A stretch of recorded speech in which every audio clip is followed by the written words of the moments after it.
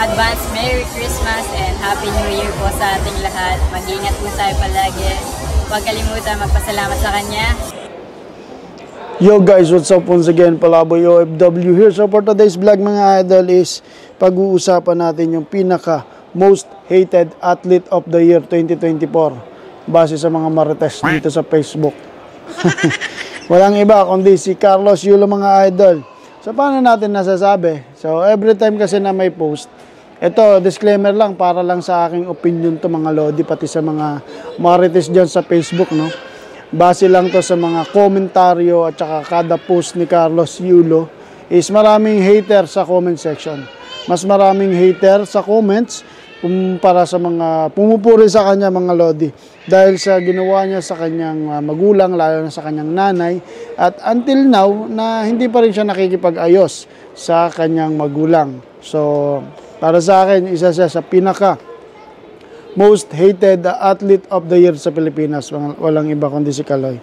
So basahin natin yung mga komentaryo ng mga haters ni Kaloy, mga lodi. So sabi dito, nawala ang bilib namin sa iyo. Magaling na atleta ka nga, bagsak ka naman sa ugali mo sa pamilya mo. Ayun oh, ito pa. Simulan mo muna yung sinasabi mo sa sarili mo bago sa ibang tao, okay? Kasi nga itong sinasabi niya, magmahalan, magbigay ng mga papuri sa kapwa, yung wish niya sa Pasko. Pero mismo sa pamilya niya, lalo na sa kanyang nanay, hindi niya magawa, 'di ba? So bakit siya mag-a-advise para sa pamilya ng iba kung sa sarili niya mismo hindi niya magawa, 'di ba? Magmahalan daw habang inaabandona ang pamilya. 'Di ba? See? Mga kababayan na natin nagsasabi na ito, Kaloy, hoy, magulang mo mahalin mo, nagmalaki ka na, nagkaroon ka lang ng milyon.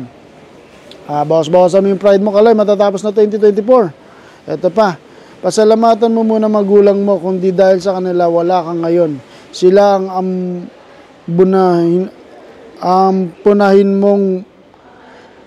ang unahin mong batiin ng Merry Christmas, hindi yung ibang tao.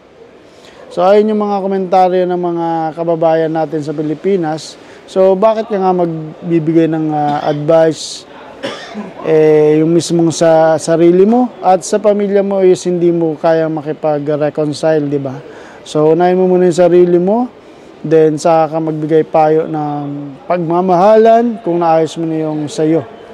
Alright, so yun lang mga idol. Palaboy OFW here with PBK 2.0. Kasama natin si Rapi Sam Steele and Brian Pantanan mga lodi. Mabuhay and Merry Christmas sa lahat.